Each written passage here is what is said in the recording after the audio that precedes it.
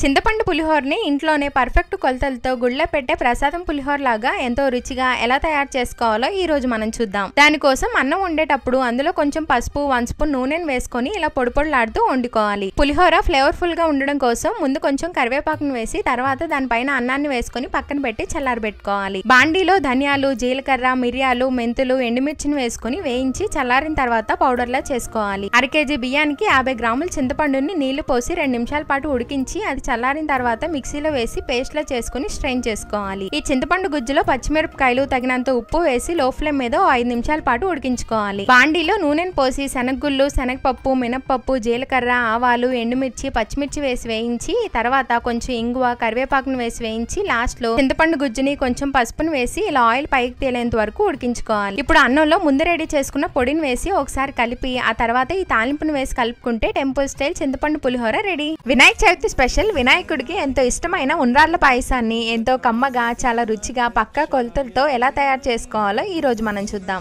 దానికోసం బాండీలో 1.5 కప్పుల వాటర్, 1 కప్పు బెల్లం, చిటికెడు ఉప్పు, 1 స్పూన్ నెయ్యిని వేసుకొని ఎసరిని మరిగించుకొని తర్వాత 1.5 కప్పుల బియ్య పిండిని వేసి ఇలా మొత్తం కలిసేలా కలిపి ఉడికించుకొని ఇది చల్లారిన తర్వాత దీన్ని మొత్తం ముద్దలాగా చేసుకుని చిన్న చిన్న బాల్స్ లాగా ఉండాలని చుట్టుకోవాలి. లాస్ట్ లో కొంచెం పిండిని తీసుకొని నీళ్లు పోసి ఉండలు లేకుండా కలుపుకోవాలి. బాండీలో 4.5 కప్పుల వాటర్ ని పోసి 2 స్పూన్స్ నానబెట్టుకున్న శనగపప్పుని కొంచెం కొబ్బరి తురుమును వేసుకొని ఉడికించుకోవాలి. పప్పు మంచిగా ఉడికిన తర్వాత 1.5 కప్పుల బెల్లం వేసుకొని కరిగించి తర్వాత ఉండ్రాళ్ళని వేసుకొని 10 నిమిషాల పాటు కుక్ చేసుకొని ఉండ్రాళ్ళు మంచిగా ఉడికిన తర్వాత మనం ముందుగా కలుపుకున్న పిండి నీళ్ళని వేసి ఇంకో 2 నిమిషాల పాటు కుక్ చేసుకొని స్టవ్ ఆఫ్ చేసి బాండీని పక్కన పెట్టుకోవాలి. పాయసం బాగా చల్లారిన తర్వాత ఇందులో 1 కప్పు కాచిన పాలని, కొంచెం యాలకుల పొడిని, వేయించుకున్న డ్రై ఫ్రూట్స్ ని వేసుకొని కలుపుకుంటే ఎంతో రుచికరమైన ఉండ్రాళ్ళ పాయసం రెడీ.